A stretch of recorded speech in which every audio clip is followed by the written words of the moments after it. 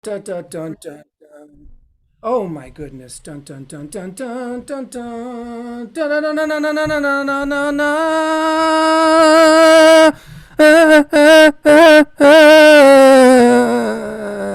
Ba ba ba boom boom boom boom boom. Hello everyone and welcome to the Underworld Party. And today I am delighted, excited. I am quite overjoyed and bursting out of my pajamas to talk to this person, this wonderful, shining, messy artist being that I have been recently introduced to. But before we get into that, I just want to say, please check out our Patreon, patreon.com, Animist Arts. Check out everything that we're doing there. This podcast is a free part of that project. You can also go to my website, www.bodyaltar.org. That's BODYALTAR.org. If you go to Body Altar with an E, you'll get some tattoo parlor in the UK. So don't do that. Go to my website instead. And there you'll see all the archives, you'll see all the other projects, you'll see writing, and you'll see a place to donate. So please, please, please, if this benefits you and your relations, please donate because you know what's up with the money thing. I won't get into that too much, but please, if it feels good, please donate. Whatever is nice for you and feels like a good ritual offering, that would be grand, and I will pass it along to all the places I need to pass it along to. Anything else that we need to talk about before we start this magnetic interview? Na, na, na, na, na, na. Well, let's see. No, I think we're just going to get right into it. So, I would love to introduce you all today, if you haven't been introduced to them before. Here they are, the woodchuck's apprentice, Sophie Strand, and I hope I pronounced that right. Sophie Strand, yes? Okay. Well, yes, the Woodchuck's apprentice, Sophie Strand, here today on the Underworld Party, gonna chit chat about art and all the magic-y, awesome, animisty things. Sophie, how you doing? Doing pretty good. I'm watching a big storm roll in over the river, kind of blowing aspen tree, making all the silver leaves turn over. So feels nice. It's been 90 degrees until today, so I'm happy. So you're Uh, like right on the cusp, like the storm is coming. yeah. The storm is coming. And just for everyone, let's place it in context. Sophie, where are you calling in from? What's the land? I am on Muncie Lenape land in the Hudson Valley in New York State. And I'm right at the confluence of the Hudson River and the Rondout Creek. So I am a riparian being. And somehow I always end up, like the last three places I've lived have been at river confluences. It's just something about where I always end up. Um, yeah. Wow. That's beautiful. That's beautiful. And for because I'm a word nerd and Yeah. I don't pretend to like I'm not college educated by the way, but I don't pretend to like I'm big on the internet like I kind of learned on the internet, but the etymology in certain words, they just have a ring to them, like a spirit inside of them. And you said riparian and I was like ding ding ding. So what is the spirit of that word? River dwellers of a riverine of the river, dwelling there, constituting it, making it. For me, honestly, just kind of improvising.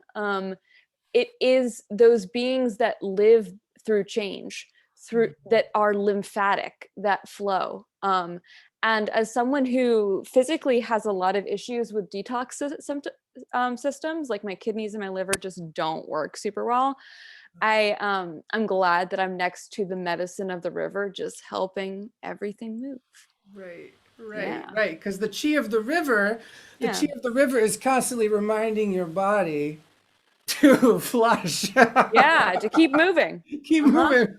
Uh-huh. So you have issues with stagnation? Is that sort of Yeah, what happens? yeah, no, I have connective tissue disease, so my whole body kind of is a little funky. It's a little tricky. Yeah. Um, I honestly don't call it by name. Sometimes I've written about it by name in other places, but lately I've been thinking that the more you name an illness, the more you kind of commit yourself to that diagnosis. and Totally. and so I'm kind of the, Harry Potter school, like he must not be named. Like, I don't know if I'm gonna commit to that name, but Yeah, that's a good idea because that name is a meme and alive and it has mhm, a density already. And of course, yeah. if we're talking about things that we don't want to be stagnant and we don't want to be stable, why would Mhm. we want to give them more stability, give them Yeah. more density, right? Yeah, and I think I read about this in a Robert Bringhurst book. But he was talking about an indigenous tribe that lives up where he does, I think in mm, probably over by you in northern Canada. I cannot remember the exact location, No and worries. about how they're super careful about even naming like rivers and places, and they don't even make eye contact. They come into really slow, careful relationship with these things before they even name them. So let's not name things too quickly. Yes, let's not name things too quickly. And on the other oscillatory end of that, let's Mm, play with naming things so we can yeah, frick it all up. We can screw it up. We can, yeah. and so with that, I would love to just play a little game with you and then we Let's can do just it. go where the conversation takes us. So, Mhm. I know that you are writing a lot about the Tarot right now. And for Yes. anyone who doesn't know, Sophie is essentially giving away a book online. I mean, it's like you go to their Instagram, it's it's crazy. It's crazy. I'm just Well, saying. it's actually about to, I would say maybe it's going to be up for another week and then it's going to be taken because it might be a real book. So Oh, well, that is I'm excited because we'll see. the thing about the writing and poetry and channeling and all the things that we're talking about, the intersection of divination, oracularity, art making, crafting, all of these words that are pointing to a kind of process. It's just fascinating to me to sort of hang out in that world where we can actually become aware of or apply awareness energy or to even how I am choosing the words I'm saying right now. And the writer really plays with that. The poet really plays with that because each word is like a spell. Each word is a spell. And where does that spell come from? It comes from everywhere and it comes from somewhere. So everywhere, nowhere, somewhere, it's all of that at once. And you have been, I've read a few of the amazing posts that you've written, and I'm going to reference some of them here, but Yeah. just so everyone knows, it's like there's so much that you have sort of produced in the last few months, or you're like, how long have you been in this kind of like it's kind of like a project, right? It like has a kind of thematic, like cohesion, right?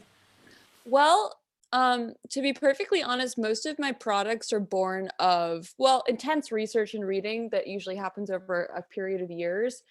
And then serious health concerns that make me be like, gotta do it right now, have to just do it. So Yeah. I've written all of this and I wrote it all in 2 months. Okay. Um, Pretty much, maybe 30 days. And it's actually all part of a project called the Flowering Wand. And it's called the Flowering Wand, Lunar Kings, Lycanized Lovers, Rhizomatic Harpists, and Trans Species Magicians Heal the Masculine. So yeah, Okay. it's a Yeah, lot. yeah, that's like 20 spells right there. I know. Yeah. There's a spell in between each word and all together. And Yeah. okay, this is fascinating to me. This is super fascinating.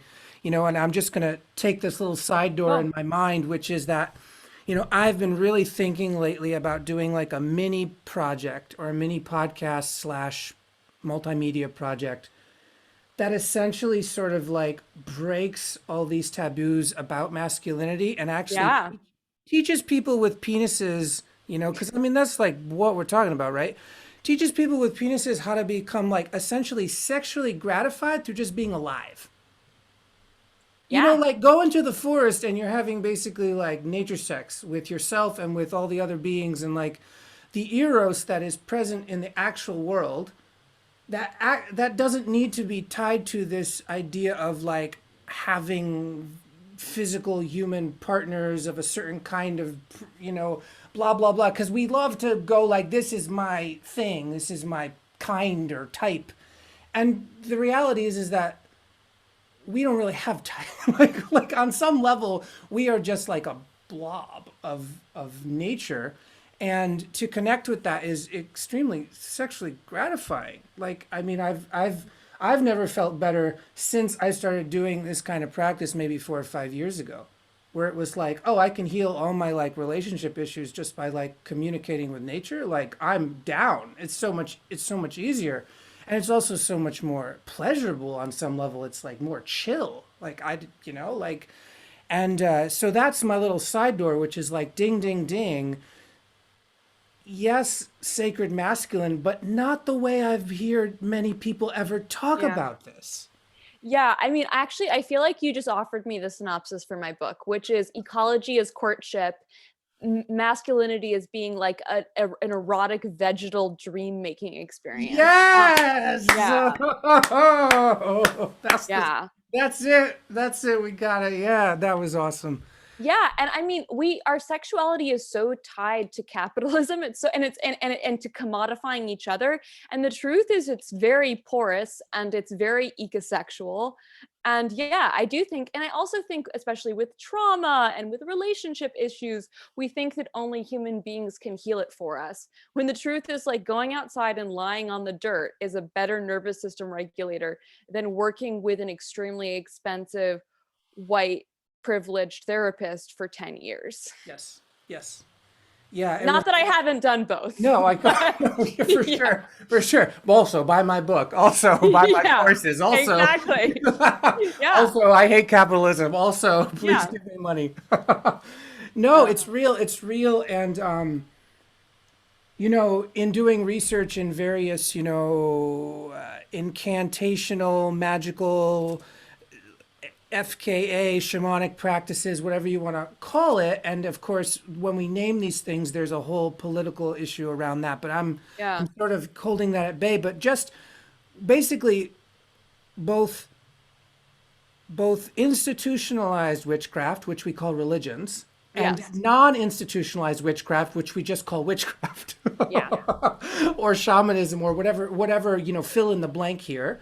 But yeah. there is this institutionalized witchcraft, which, you know, essentially, you know, if you ever watched a Catholic mass, I you're was like, this gonna is say, freaking witchcraft. like, I mean, oh my God, have you heard about how the priest ran back into Notre Dame, not Notre Dame, when it was burning to save the host because he so believed it was the body of Christ? Oh, wow. No, I haven't heard that. But Yeah, yes, I mean, yes, like adur, like badur badurpa. yeah. And it reminds me of you chasing the woodchuck in your story, but we'll Oh, get yeah. into that. Like, Uh-huh. I need woodchuck. Yeah. It's real, right? Like this, not just a totem as an object, but as a subject.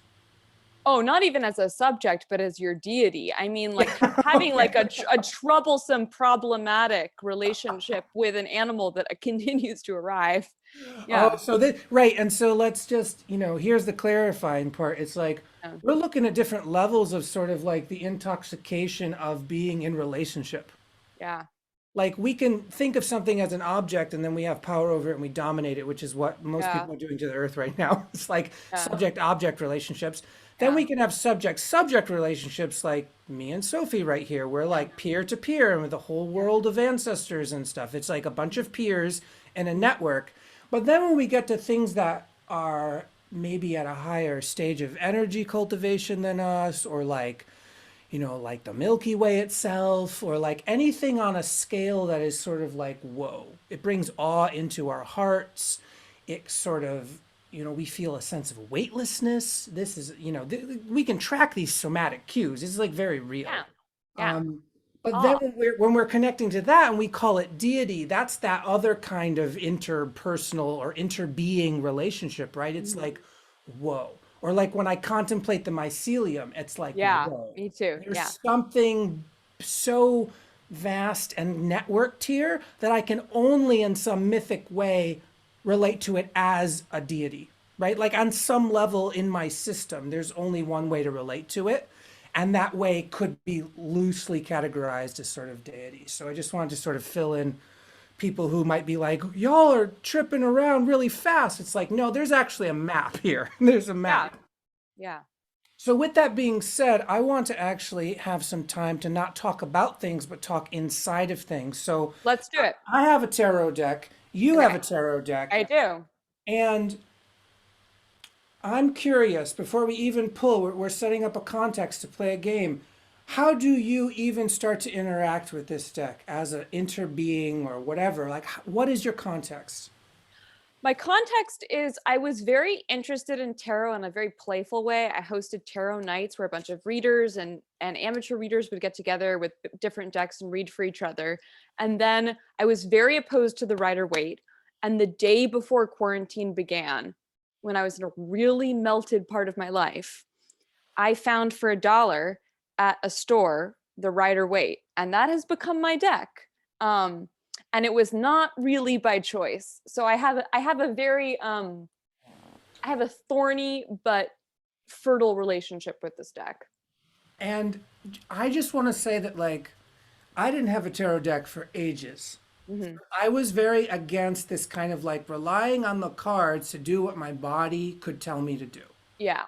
Until I got enough of my body online where I could actually interface with Yeah. the oracularity of the situation through the deck and with the deck rather than because of the deck. Yes. See the difference? It's like I'm not Yeah. giving my power away to the deck. I'm actually using the deck as a kind of call and response amplifier, which is Yeah. just very specific kind of way of everyone's got a specific way of relating. And I'm just really fascinated how everyone uses the tools a little bit differently, right? Yeah, one thing I will say is, so I have pretty intense PTSD experiences, and while it might not at all be visible to people in my daily life, it does interfere with my ability to make good decisions about myself. So the tarot has been an interesting way of outsourcing my intuition to my intuition. This is So brilliant. This is yeah, this is it. This is the thing, right? yeah, Yes. So I really want people to rewind if they didn't hear that because that is super key to sort of like playing with the natural obstacles that come up in a nervous system as we have a yeah, life. Because yeah. if we think we can have a trauma-less life, that's not a life. There's no No, life yeah, because any initiation or any initiatory phase or experience or event or moment or whatever you want to call it, encountering any kind of initiatory encountering, in my opinion, has very rarely ever been consensual. As in, like, yeah, I would actually choose it, like, yes, on the yeah. menu. Like, I wouldn't On the actually, menu, yeah. yeah, like I wouldn't actually be like, oh yeah, that sounds like a great thing to order. It's like, no, I wouldn't. And yet, in the non-consensual kind of initiatory kind of trauma of the initiation, actually working with that becomes like this kind of push pull frictional magnetic thing, just like you're talking about the Rider Waite. There's actually some frictional heat Yeah, between you and the deck, and I yeah. bet you that actually creates more potent communication. It does. Yeah. It's not what I'd want, but it's oftentimes what I need. This is it. This Yeah. is what I'm talking about. So I just want to give people like a context because we're going to pull a card here and then we're just going to play around with our Yeah. consciousnesses. I usually, and this is connected to how I think you, Sophie, are using the deck. I usually ask the deck one question for with one card, and then if that's unclear, or I just feel like there's more, and then I pull two more cards, and then I Yeah. usually just do 3 card pulls, or at the most, 1 to 3 cards, and because I think those numbers are really primary. You go from Yeah. 0 to 1, then 1 to 2, and 2 to 3. That's like a lot of life, right? Yeah. But what I usually ask the deck and find this in my system like an open space to listen is what do I need to remember right now? Huh. Yeah. I Because what like I that. need to remember might not be something I even like or want to remember. And Yeah. that's the other side of it is like I'm really open-ended. Like, not what do I need to remember that I want to enjoy to remember. No, no, no, no, no. Yeah. But this kind of like, what do I need to remember that actually might, totally possible to put me in a state of annoyance. Yeah. It's totally possible to make me angry. So you have to be open to this, like, sort of not menu choice. Like, I'm not going to choose on the menu to be angry, but if I do something that is surprising and oracular, well, I have to let myself be open to the possibility that it's going to piss me off for some reason or whatever. Put me in a PTSD response, maybe. I don't Yeah. know. And I think that magic is this act of like, you got to sometimes push on your edges. And using the deck to push on your edge, this is really cool. So, what do I need to remember? And I'm sure there's other things, but I'm curious, do you have sort of like a guiding question that you constantly go back to the deck with? Well, I've been actually trying, when I was first learning the tarot, I pulled a lot for myself and I would do what you did, which is like one or two cards, three at most. And these days I rarely pull for myself. I only do it when it really feels crucial. Um, Usually it's some kind of turning point. Yeah. And then I pull one or two cards Hmm.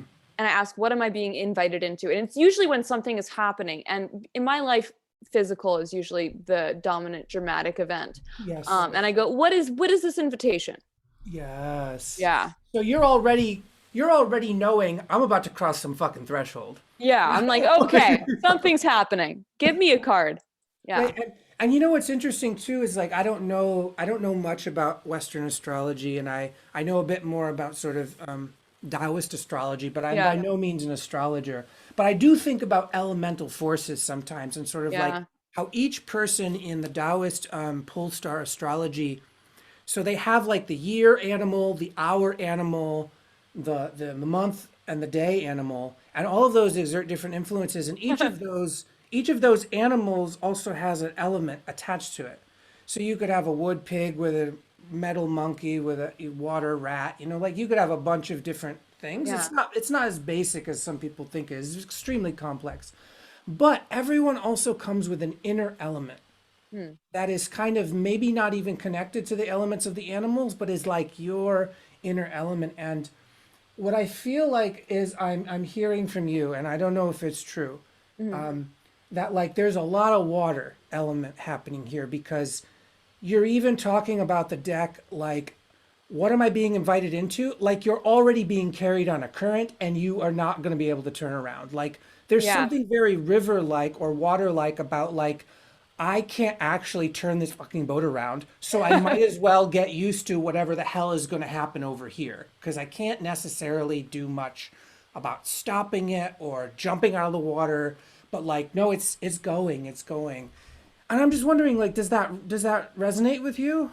Yeah, I mean, it's funny. I'm a very fiery person. I feel like that's what I'm constantly actually having to fight is like my ability to burn everything down. But I do it's interesting that you bring up water because my life has a very elemental push. I sometimes call it like karmic whiplash. That's the joke in my family, or the force field Yeah. is like it's very hard for me to get out of alignment, and I really try to a lot. And then the karmic whiplash is like extraordinarily loud.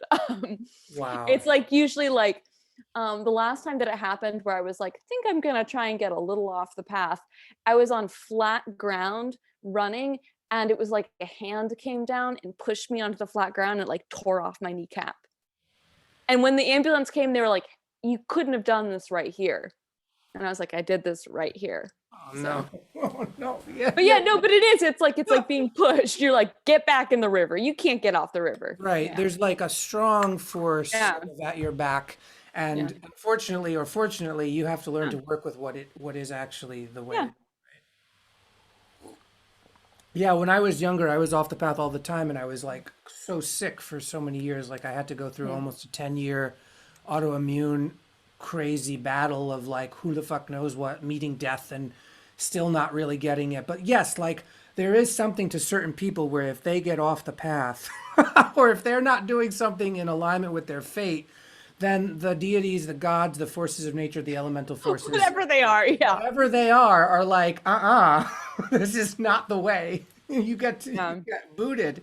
You got booted. And unfortunately, we're living in a world now where the upsurge of things like autoimmune diseases or Yeah. strange conditions that we don't know how to deal with Yeah. allopathically because they're not allopathic issues, right?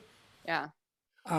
Are sort of coming up for people. And I just want to say, to everyone listening and just to the spirits that like, I think I'm finally understanding that like autoimmune symptoms or conditions are a kind of downstream effect of the sort of crisis of eldership, the crisis of initiation, the absence of those things, the absence of initiation, the absence of elders that we in the West have grown up with for quite a few generations now. And I do think there is a real immuno neurological thing happening in which because we don't get initiated, because we're not embedded in nature in the ways that our ancestors were, we are more prone to these kinds of signal flares from the unconscious, which Yeah. turn out to be like, oh, now I have this gut issue or something, Yeah, I oftentimes think of that. And I mean, I always want to clarify that I think think things are always layered, that they always exist in at the same time. Like, yes, Yes, it's medical, it will kill you.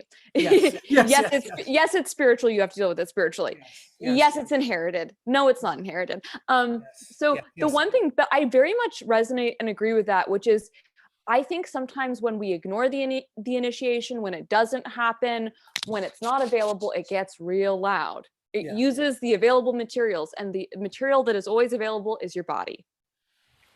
That is absolutely a fantastic segue into doing something embodied. So let's pick up the decks. Yeah. I invite you to sort of figure out the right question inside of yourself. I'll do that too. It'll take about 30 or 60 seconds to do that. And then I will go, I'll ask my question, I'll pull the card and I'll just sit and I won't, I'm just going to pull the card. After I pull the card and show it, then you do the same thing. And we're just going to sit with those kind of spirits and sort of play and see what comes up next. Sound Okay. good? Okay. Perfect. So thank you all to all the good ancestors, all the witches, and everyone else who backs us in this kind of work. Thank you to the land that we are on. Thank you, thank you, thank you to all of the descendants that are pulling us forward into the future that is present within us. Thank you so much for this one precious gift that we have been given called life. Help us to play well in a good way. Thank you so much. My question is, what is the guiding spirit for this conversation? Please show me in a good way. Thank you so much.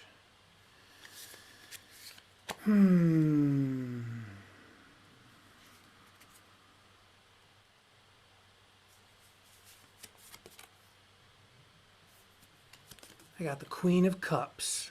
Oh, beautiful. Well, with the rivers and all the water that you were talking about, what a good card to pull. Yeah, I got the Queen of Cups. So I'm going to let that sit here and marinate Okay. on that. Now, Okay. on to you. All right. I'm going to ask, what am I learning right now? Because I can feel learning happening.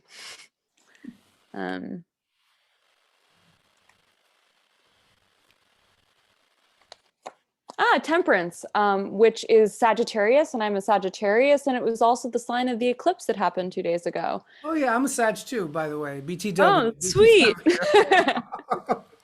Yeah, yeah, yeah. I love Sages. Yeah. Temperance. It's so interesting. You have the Queen of Cups, and then you have the Cups of Temperance. So you have you have this kind of alchemical movement of water against gravity. Yeah. Alchemical movement of water against gravity. Yeah. Yeah, yeah, yeah. And that temperance card, the image in that one, because you have those, sort of old, Yeah. images, whereas my deck is the Tarot del Fuego, and it's like totally, it's like crazy folk art from Yeah. a Mexican artist.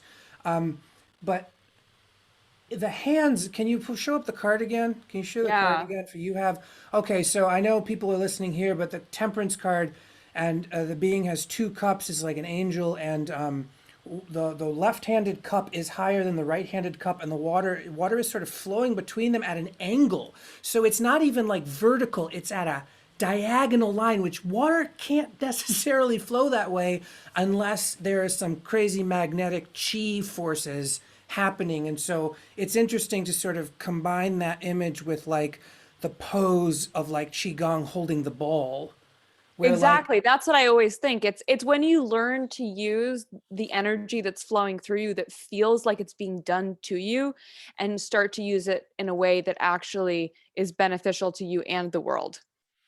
right, so you're taking this kind of force that you might be like, ah, too much, I don't like it. It's Yeah. like, ah, stop it. The fire Yeah. hose of reality is like The plugged in. fire, yeah.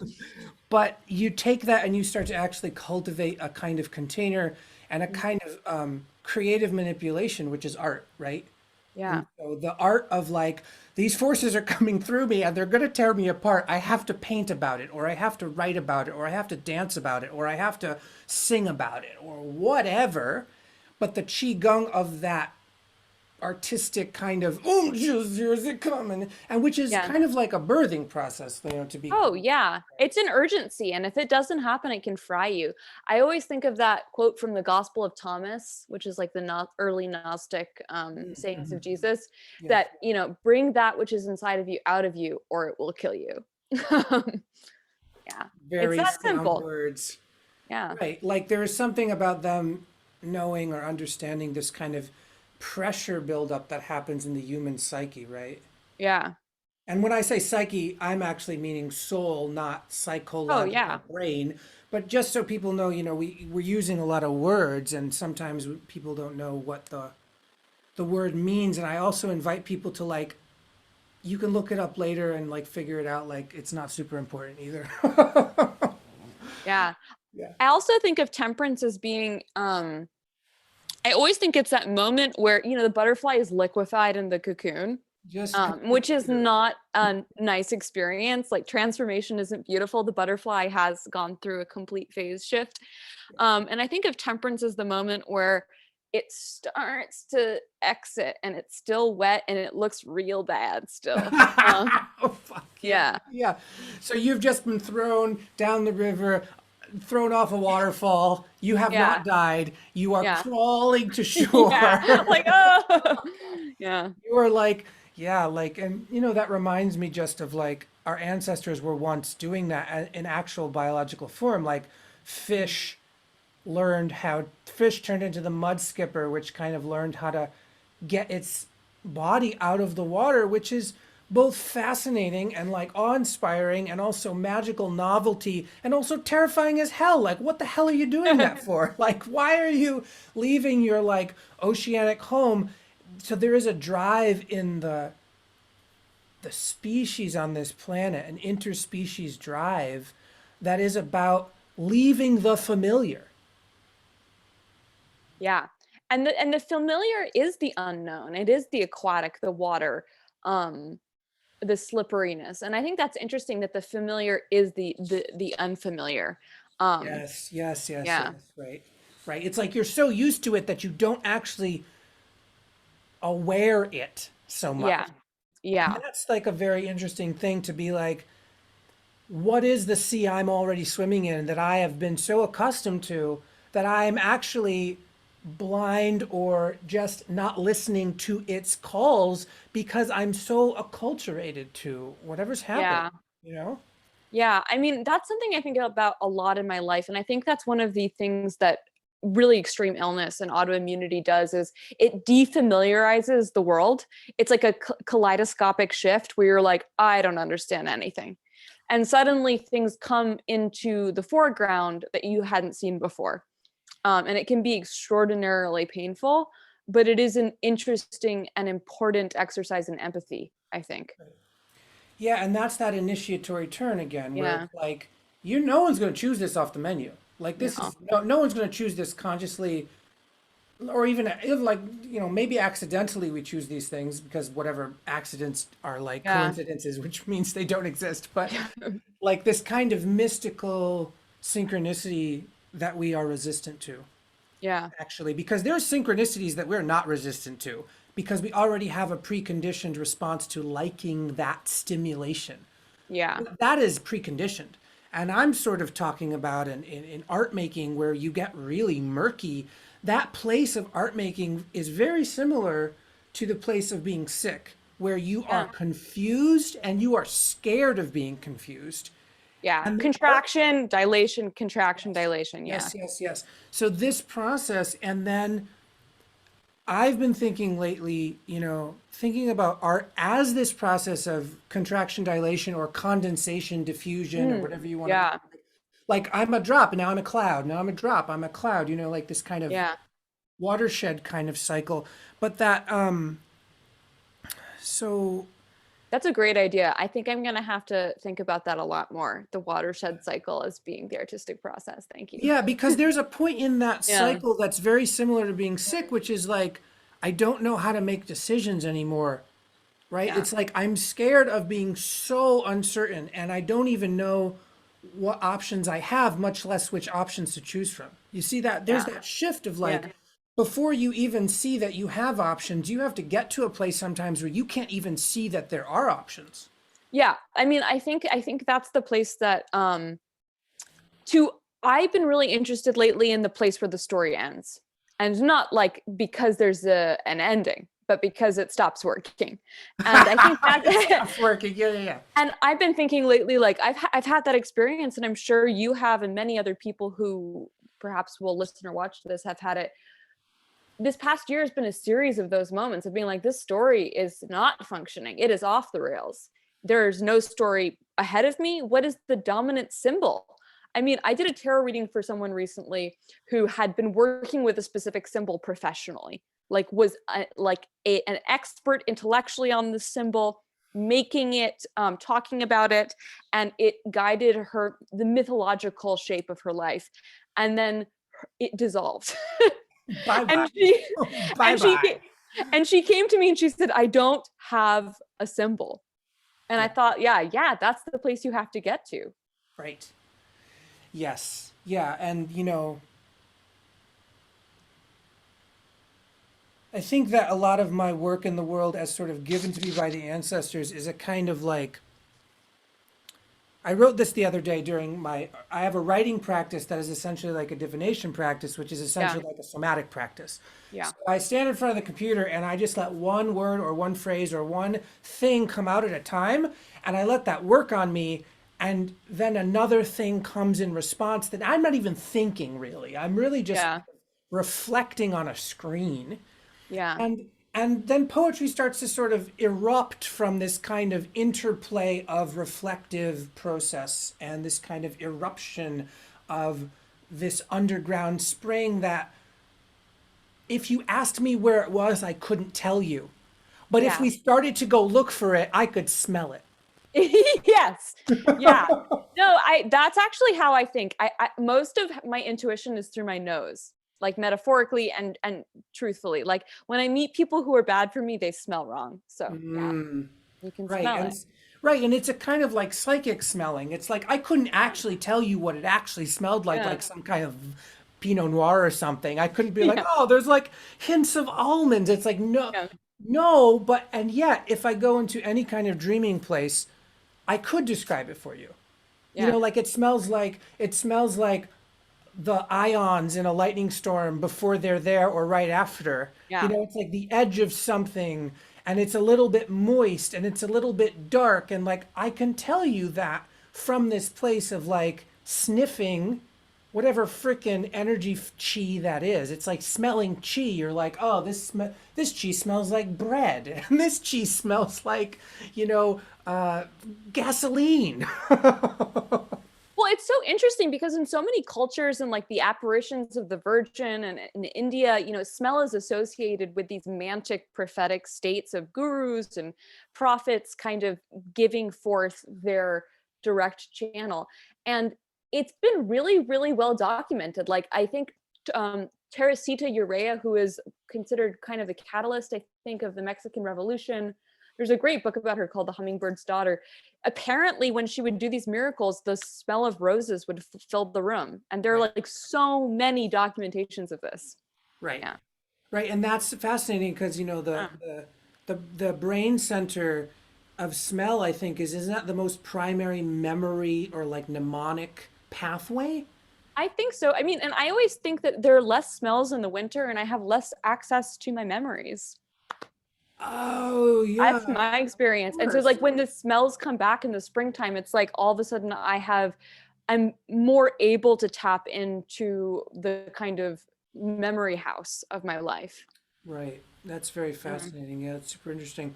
Yeah, I'm wondering about that in terms of like, so in like Taoist practice, the months of winter, there's a Mm. protocol you're supposed to, if you're a good Taoist, you'll follow this Yeah. protocol, which is like going to sleep very, very early, waking up very, very early when it's still dark, being in the dark way more, reading books and contemplating, sort of like, yeah, like actually dying in a sense, like going into a Yeah. kind of death practice for the winter.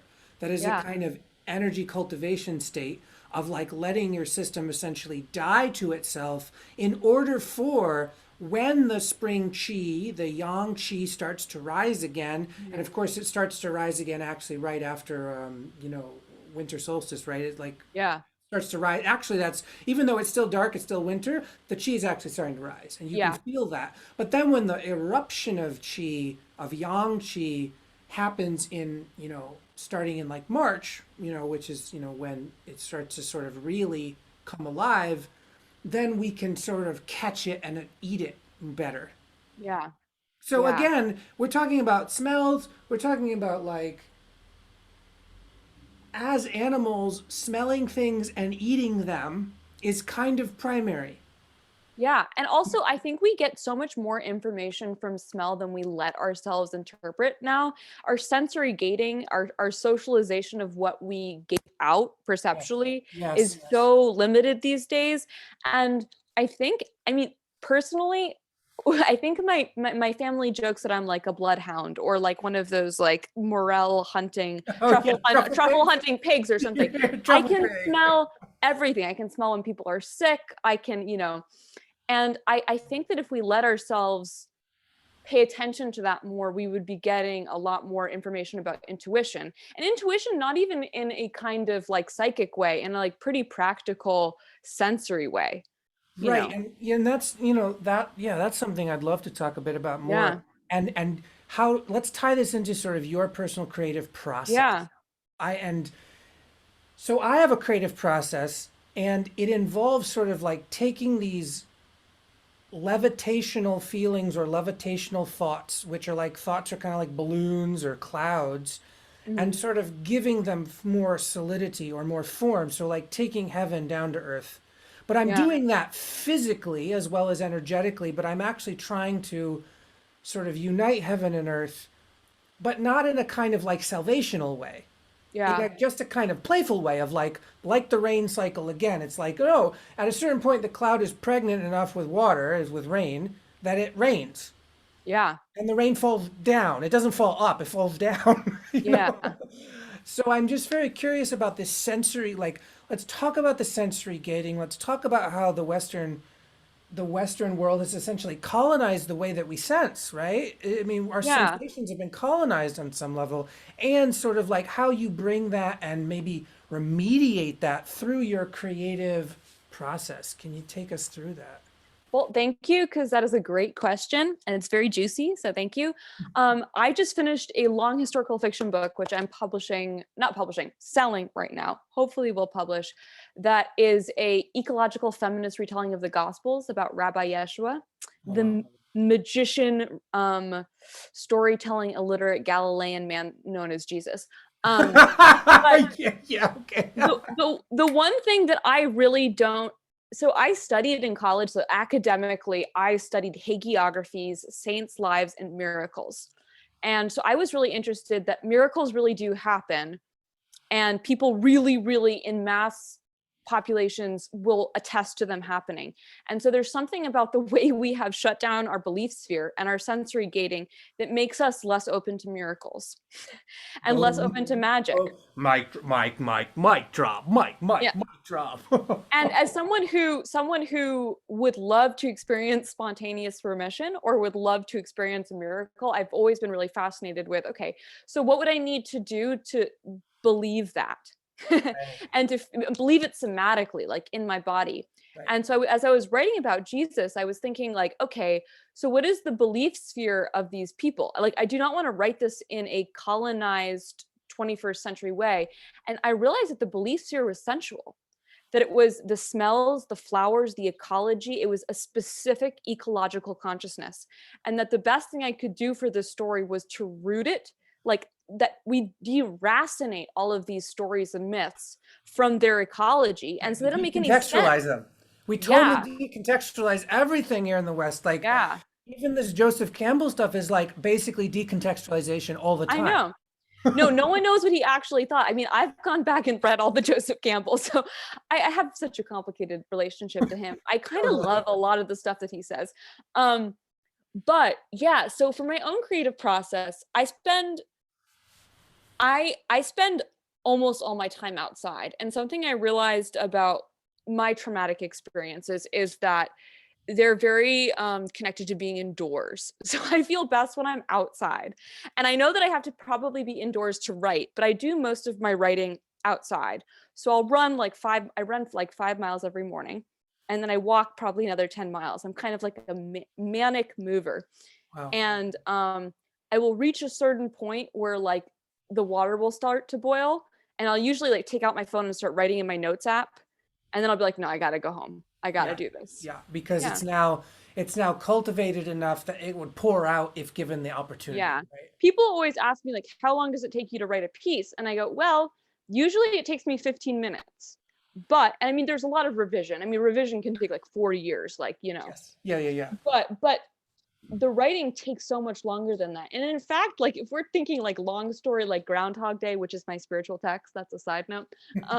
Like how many days, how many lives have I been working on this piece of writing? Like millions. I don't know. Right. Right. Right. Yeah. So let me see if I have the map. So like I really Yeah. like mapping out people's creative Yeah. process. It's like so you essentially have to like go to the well, but the well is like walking and running in nature. Oh, And it is like I have to, all of my writing comes very, and this is something I really believe in. I think everybody should be in specific relationship with the landscape outside their home. And that is where the biggest inspiration is going to come from. mm, Yeah. wow. Yeah, yeah, Yeah. yeah. That's real. That's real. For someone like me, I'm a very urban animist. Like I live in Yeah. Portland. It's a very green city, but it is Yeah. not by any means a natural system of like being that I can just hop outside and walk to someplace like that. Like Yeah. even the parks are not like, parks are not what I'm talking about. And I don't think it's what you're talking about either, right? It's like, Well, I actually, John O'Donohue once said something that I really liked, which is, you know, we oftentimes think it's all or nothing. We mm, do not all have the privilege of having green space behind our house. Sometimes it's actually looking up between buildings and looking at the dawn every morning. right, Just looking at like a square of sky. Like, right. you don't have much room to dance, but you got to dance inside that inch.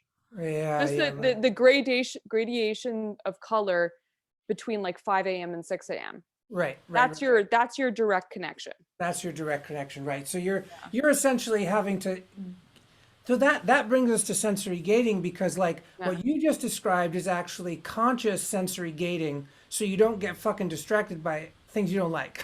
Yeah, exactly. Yeah. But then there's this unconscious sensory gating that is sort of like culture, right? Yeah. And Yeah. so how do you play with that during in your creative process? Well, I think that unfortunately, I've been given all of these like weird physical experiences that cause me to see things that other people don't see. Mhm. And so I use those as tools. And but I can feel myself beginning to become gated sometimes when I spend too much time on the screen, when I spend too much, like I used to watch TV, not a lot, but I used to watch it because I love stories a lot. Right. And Yeah, totally.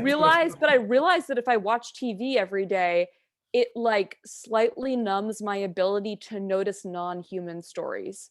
And Mm, honestly, like the better TV is like, okay, there are these two cats that really hate each other and they live in like right next to each other down the street from me. And they have this like very strange detente. And that's probably better TV for me to watch. Hmm. Yeah. Right, because it's a story. It's really happening. There's a real It's really, story and there. it's related to me. It's responding to me. We're in the same ecosystem. Right. Um, yeah. Right. So there's like more fidelity between broadcast towers or something. It's like, yes, the TV is one way to get stories, but they're pre-recorded stories. And there are bigger stories going on too, like stories, something I've been thinking about a lot. This is a story that I don't know and that I'm thinking about, which is the ecosystem is changing where I am right now. It's a lot wetter, a lot hotter than it has been here for probably thousands of years. And a lot of the trees are dying and falling over. And people are being like, how do we preserve these trees? Like, what? This is such a big problem. And what I've been thinking is, okay, the ecosystem is changing and these trees don't belong here anymore. They're not working. And also the mustard greens that are an invasive species are coming in, and they're fungicidal. They produce like a fungicidal substance that kills the mycorrhizal plugins of these trees, which also kills them. And this is a story that I'm curious about. Like, what is happening? There is some kind of ecosystem shift happening that is not bad or good. And it's a story that people are trying to understand incorrectly, I think. Right. It's not bad or good, but it is. It is. It's happening. Yeah. Like the context is that this shit is happening. We Yeah. don't know why, we don't know how, but we can see something happening and we're like, fuck. Yeah. Right. And Yeah. yeah. And it's interesting too because like we're flirting on the edge of salvationism here. Oh, yeah. Like we're constantly as a human species, I think we really float between like our urge to our urge to manipulate reality, which is a destructive, like I just cut that tree down, make a house. It's also Yeah. creative. It's like, oh, but Yeah. you killed the tree to make a house. It's like, well, Yeah. well, it's like pros and cons, like pros and cons. And Yeah. we have a lot of pros and cons to deal with that are happening simultaneously. Not like we can choose, I want all the pros and none of the cons. It's Yeah. like the reality is that stories are so simultaneous and multi-layered, and you can't just remove a character. No, I mean, There's everything, always, yeah. yeah.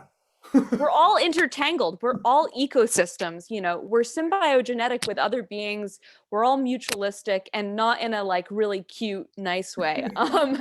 Yeah, I mean, that's I've been really informed by Anna Singh's idea of contamination. Like contamination is the state of being. Yes. We have blood pressure stabilizer in our waters. We have, cesium in our cells, heavy metals. It's just, we're porous and we're involved and we're complicit. Yes. Yes, we are. Yeah. And that reference is Anna Tsing mushrooms at the end of the world, right? Yeah. A Yeah. mushroom at the end of the world or something. Yeah. What a great book. Yeah. Yeah, yeah. And her idea of rubble ecologies, I think, and salvaging, like, what can we salvage? Like, it's not about cleaning up, because the cleaning up is off. It's like an antibiotic. It's like going in and killing everything So to let's solve everything. let's bleach the ocean. That'll Yeah, solve it. that'll solve it. That'll And solve it. oh man, the same thinking that got us into the situation is not going to get us out of it. Yeah, this soteriological salvation idea is not helpful. What was that word before you said So deterial? soteriological, it's kind of like everything is going to be saved at the end of the world by Christ. He's going to come and he's going to sort it all out. And that word is soteriological? Soteriological, yeah. Wow, that's fascinating. That's interesting that there's a word to just describe this really specific form of salvationism.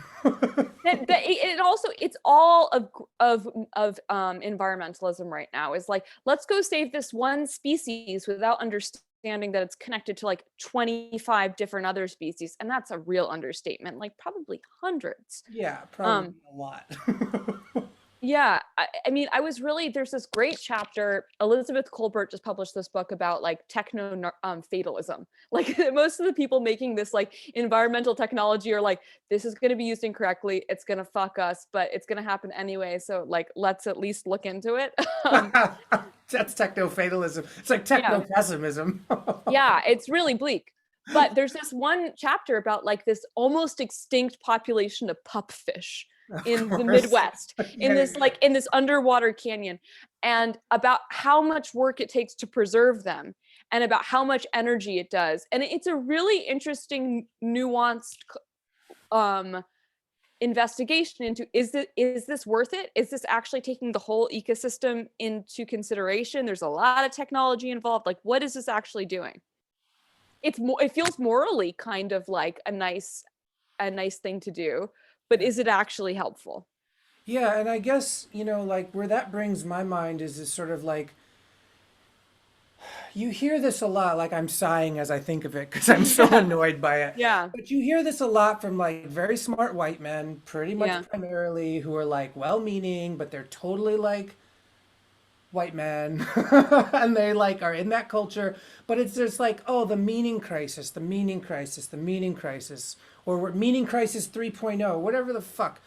And I was talking online the other day, and then also like Nora Bateson, chimed in, and wonderful stuff. But like, I think what many of us are coming to, who are sort of like, oh, these non-indigenous ways of catastrophizing reality and trying to always come up with solutions for problems they create just by acting the way that they do, is like, it's actually an epistemic crisis.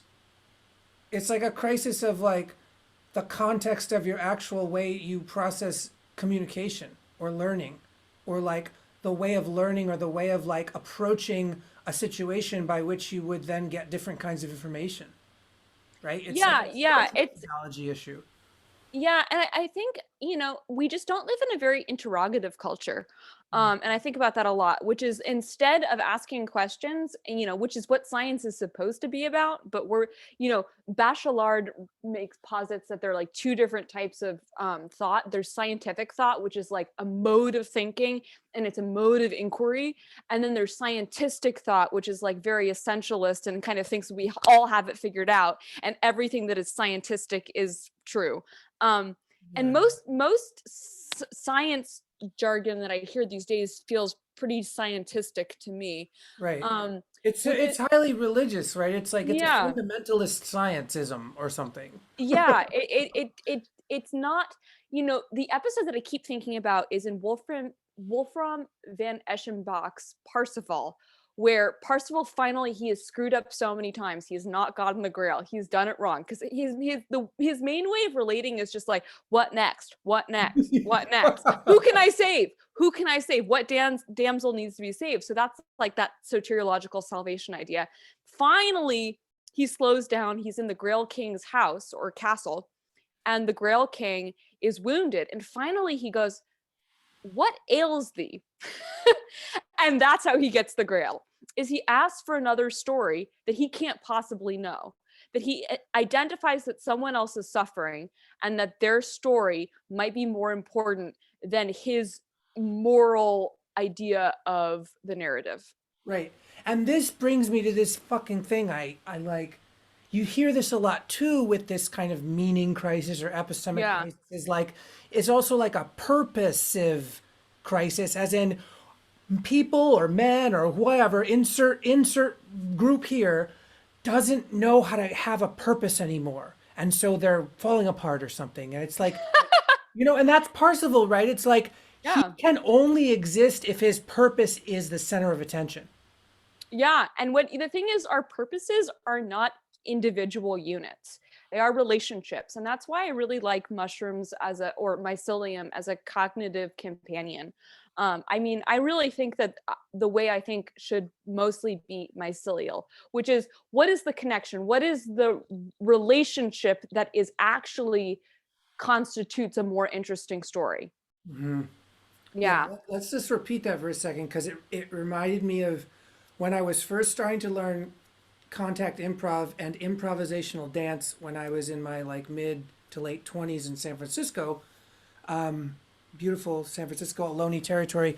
But like one of my very first teachers said that when they're in the improvisational act, as in like they are doing the damn thing, which is I don't know all the time, that they say they're always asking not what is the right choice to make next, but what is the more interesting choice to make. Yeah. Yeah.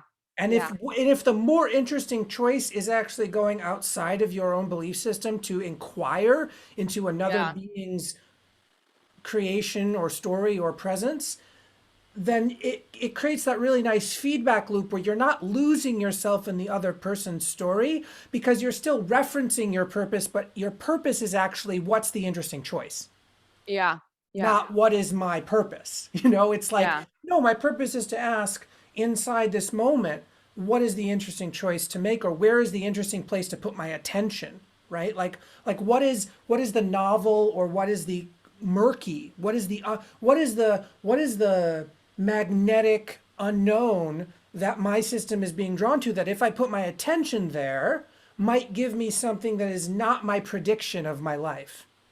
Yeah, and here's the thing. I think actually that most times when the prediction of our life comes true, we're very disappointed.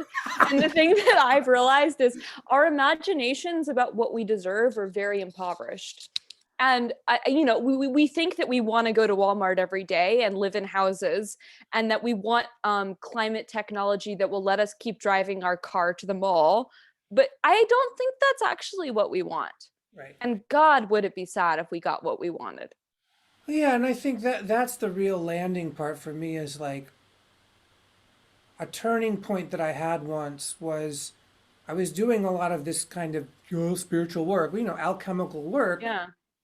And I woke up one day in a state of literally knowing that I didn't know what would make me happy. And it was one of the most liberating experiences I've ever had.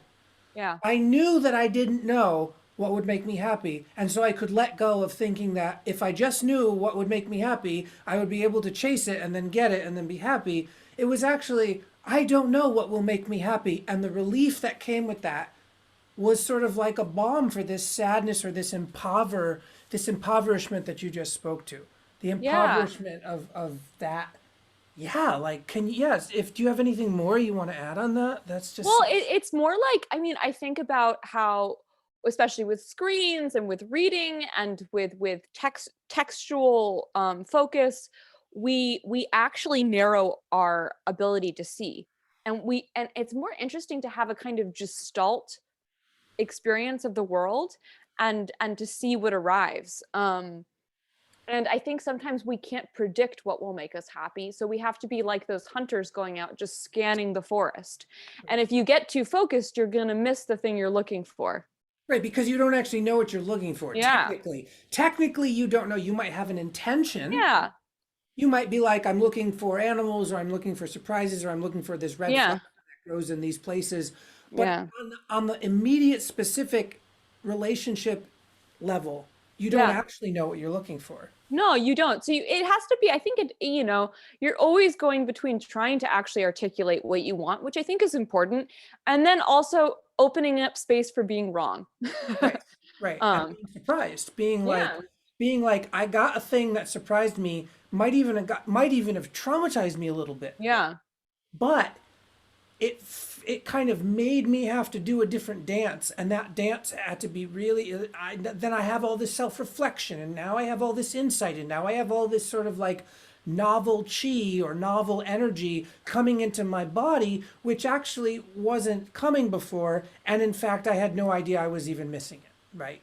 Yeah, I mean, and it brings me to this study I've been doing, which is, the word Satan initially didn't attach to any specific character, and it also wasn't negative.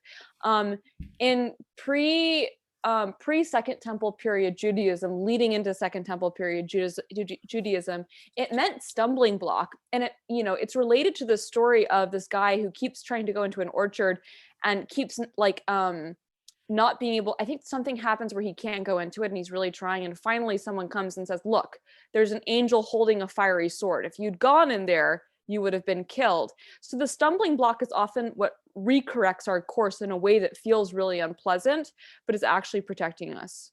And this is the etymology of like the devil, like Satan. Well, yeah, I mean, Word? I would say I don't have the history in front of me, but a Right. great book is The Origin of Satan by Elaine Pagels, who's this incredible theologian and religious scholar. So Right. yeah, she So writes about that. just to sort of like maybe separate the spirits, because of course we have this big conglomerate spirit called Yeah, Satan. yeah, It's like kind of like by a batch of projections and things, Yeah. manipulations. Yeah.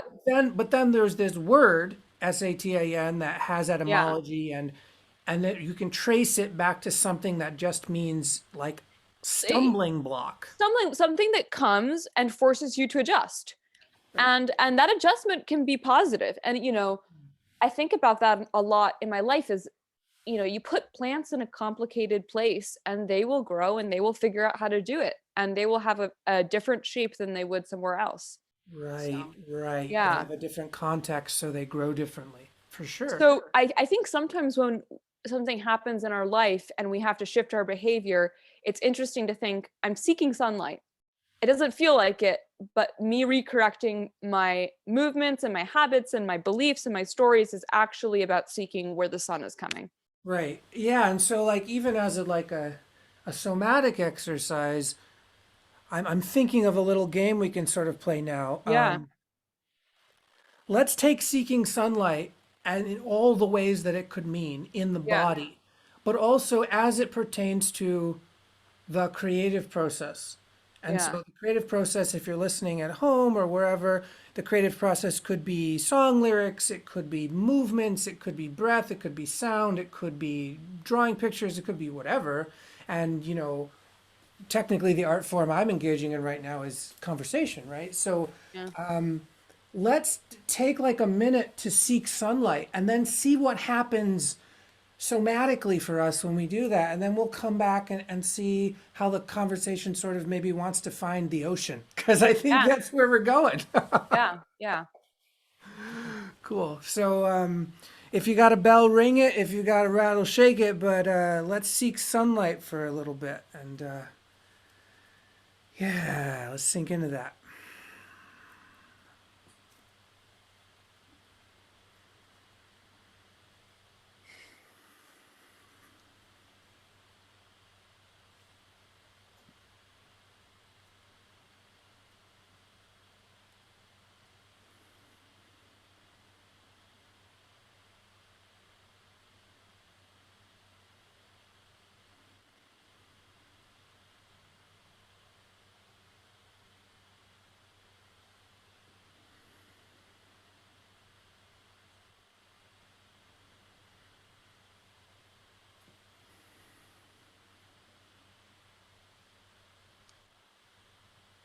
It's funny. I always, whenever I'm actually trying to experience sunlight, I close my eyes. It's never about a visual.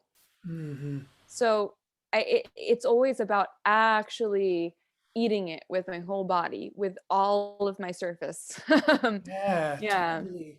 It's Yeah. appetitive. It's appetitive and it's eyeless. It's totally carnal. Yeah. Can you tell what you said? Appetitive? I don't know. Appetitive. It's like appetite. Oh, right. Yeah. Yes, yes, yes, yes. It's like, yes, like the appetite sort of, like I can think of it like my skin eating, right? My skin is Yeah. trying to eat something. Yeah. I need to find out where that is. And to do that, I actually have to close my eyes to gate the senses and Yeah, exactly. actually open up other senses that are probably less energy is going to them or something, because I'm Yeah, not biasing them so much anymore. But exactly. yeah, when I did it, I just had this overwhelming kind of pleasure of my skull feeling like it could rest in the air around me. Like Yeah. almost like a cartoon cloud you can rest on like a pillow, but it felt like the air had a kind of, yeah, a kind of firmness to it that my skull felt like it was maybe resting on, or yeah, being boated around on. Like, but there was that pressure, there was a kind of like firm pressure that wasn't like overwhelming, but was a kind of like seeking, but seeking almost like, like when you see babies and small animals press their heads into their parents, and it's like Yeah. a weird, it's not weird, it's just it's not necessarily obvious what their goal is, other than it's Yeah. like a kind of that's happening. It's like, Yeah. oh, they're nuzzling, but what the fuck is nuzzling? It's like, no, they're pressing their head into the body of something else, and it probably feels good, and we don't really have a lot of great words to describe what the hell's going on. Yeah. I mean, I think that we desire intimacy that we don't get. Yes. And the truth is that I think that a lot of nuzzling would have been happening in other cultures at other times. I think we would have been like in the dirt. We would have been had our hands on the food that we were growing and eating. We would have been touching the plants that we were cultivating and in relationship with, and sensually close, taking in a lot of like actual molecules and information. So I think there's something about that experience that's almost sacramental. It's like I want to actually smell and feel your body. I want to Yeah. bring it into my cognition. Eat it. Yeah. Yeah. And bringing it in is actually physically like the symbolic action is not mental. It's physical. No. The Yeah, but symbolic action is like press it on my head. yeah, yeah. It's like, yeah, bring it here. Here's the thing. I think we actually undervalue closeness, actual closeness. Like, get really close to something. Mhm. I mean, something I do a lot is just like I get really close to the ground and I look at what's going on there. Right, right. And Yeah. and that's different than just resting on the ground, which we talked about earlier as a kind of Mhm. self-regulatory healing Yeah. practice, right? It's kind of like a Yeah. dreaming practice, it's a resting Yeah. practice. But this is almost like inverting that. It's like instead of laying down on your back, looking at the sky, letting go, you're actually, your back is to the sky, your face is to the ground, and you're attending, but you're also intimately Yeah. close spatially, distanced. Yeah, you're conversing. There's a dialectic quality to it. Yeah, because you're going to be responding to the stimuli. Um, Right. So, and it's not even necessarily only about the visual sense at that point, is it? no, no. I mean, we're getting so much information we don't even know we're getting all the Right. time. And that's this absorptive quality of the senses. Like, yes, you're seeing things, and yes, you're hearing things, and yes, your skin is touching things and absorbing them. But we don't really know in the West, or we don't talk about it to the extent that we don't even know what the hell that means. No, Like, no. what does being so close to a tree and looking at it do when you recognize that the looking is like maybe 1% of what you're doing? Yeah, and that actually what you're experiencing is something that is alive. Yes. And that you guys are both. I mean, David Abram writes a lot about this. And have you read Spell of the Sensuous? I've read a bit of it, yeah. Yeah. Not the whole So thing. it's, you're looking at something and it's looking back at you. You're touching it, it's touching you. So there's a participatory element to it, which is, you're stepping into to something's umwelt. It's like its flavor of consciousness. Um, Yes, yes. yeah. And that has an electric quality or an Oh, yeah. electric magnetic quality because Yeah. it's both dangerous and scary, but also like deeply like engrossing and entrancing and weird And erotic. and Yeah. I erotic. mean, Yes. Yes. because it affirms our presence. I mean, when that thing presses back on you, it says you are real, I'm real, we're real together, we constitute each other. Yeah. And it's a little bit like lovemaking, but Yeah, yeah. a little bit terrifying, a little bit Yeah. like all the things, right? Well, that Yeah. is real, like the reflective quality, and we think of Indra's net and the prisms or the diamonds that are faceted, and each of those diamonds reflects every other facet of every other diamond in the cosmos in a kind of Yeah. a jewel of water droplets forever, reflecting itself, right?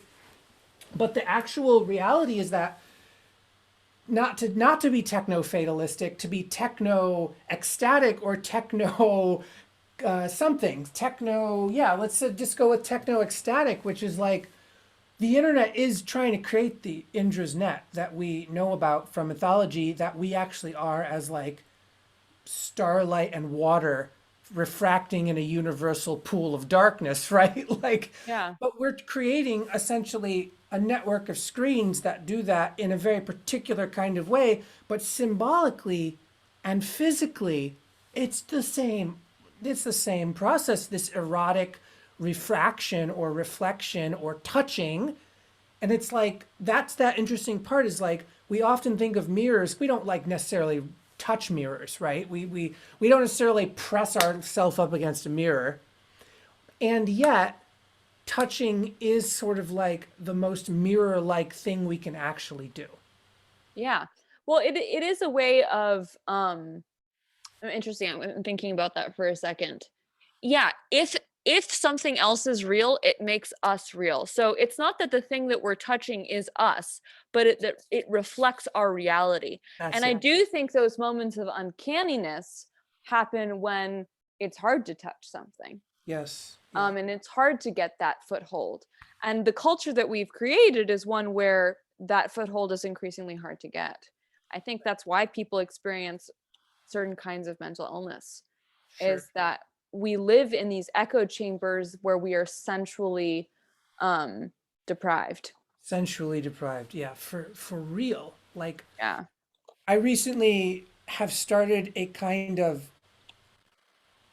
let's just call it a vigorous bathing process in which I scrape my skin like a kind of, like what you would pay for at a spa, like where someone like Yeah. really destroys you. But Yeah. I've just been trying to like go, okay, I don't have access to that. Obviously, we're in COVID land, and that's fine. But to kind of go, my skin is being deprived of textures and experiences that are really hard to just have happen if you're living in an urban environment or indoors.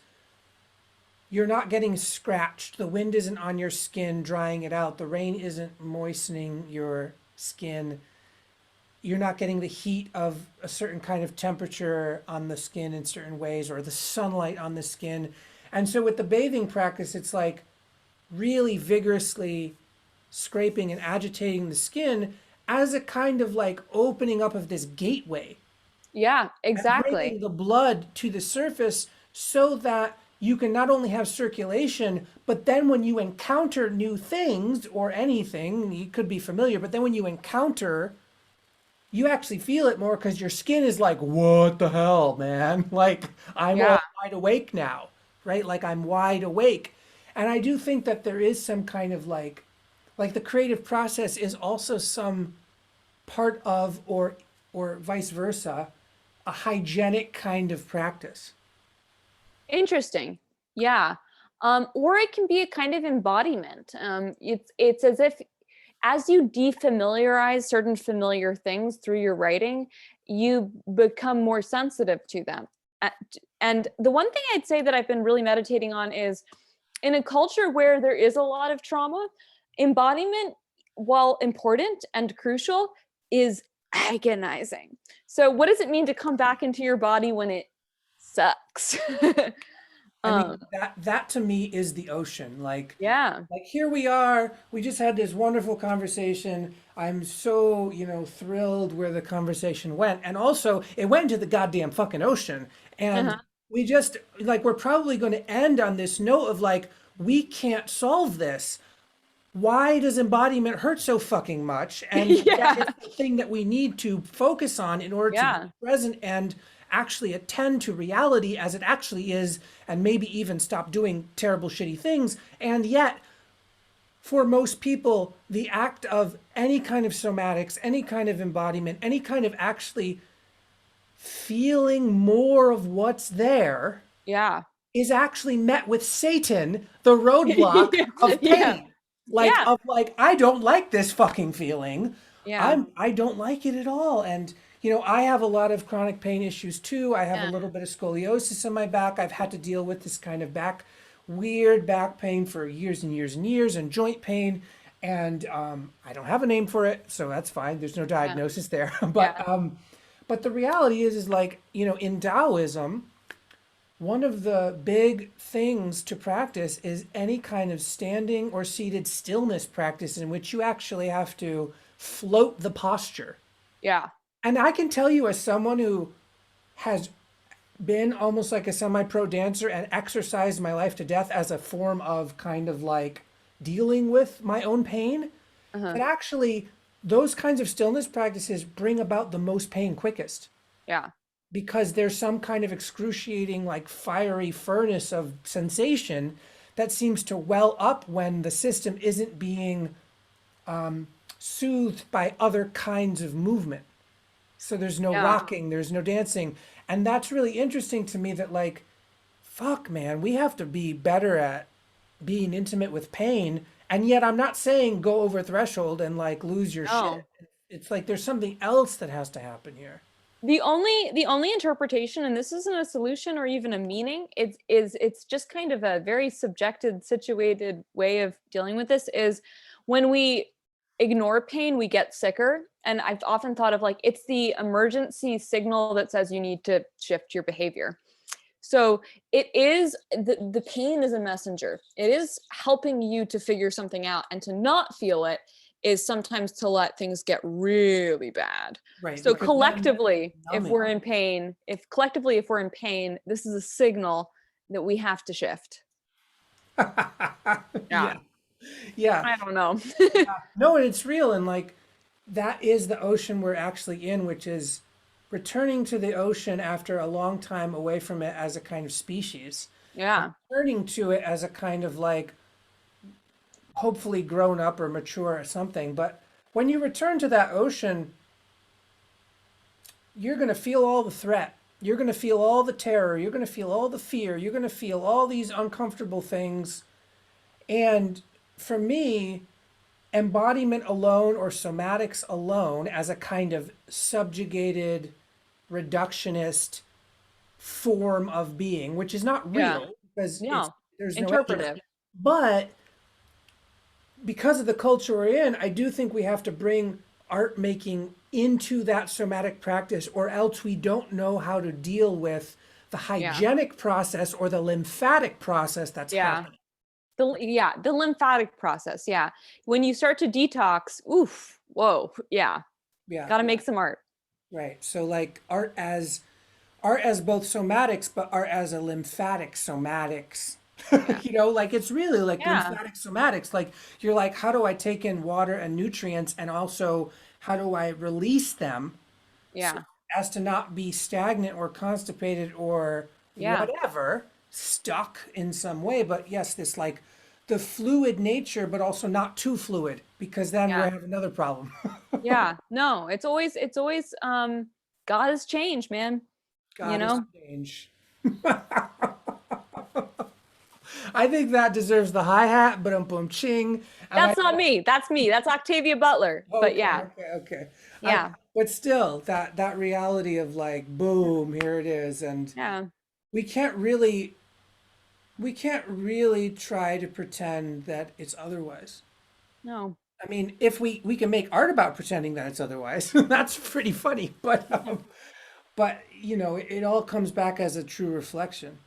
Yeah. Right? The true reflection is like, that's not it. Like you're dissolving again. You're becoming, Yeah. you're goo again. Like, fuck, I'm Yeah. goo again. I'm goo again.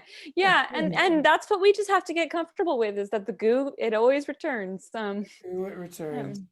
Yeah. So I want to sort of bring this epic conversation to a close for now.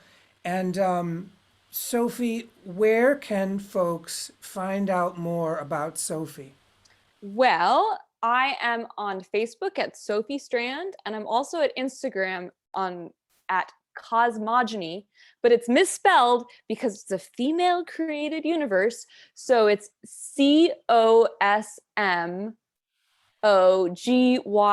COSMOGYNY. And that's why I didn't win the spelling bee, because that was hard for me. Um, It's also a riddle for the listeners to find you in those formats. So can you think we're gonna have a book soon, or like, what do you think? What do you I think? might have some very exciting news in like 2 weeks. Okay, So well, we'll see. we're waiting with bated breath. I hope that goes well for you in Thank you. ways that produce more art, and maybe in the next cycle of whatever, we can do a part two. And I then would love that. This has been absolutely delicious. Thank you. you're very Even welcome. even though there was a lot of pain, it was good. It's like, that's it.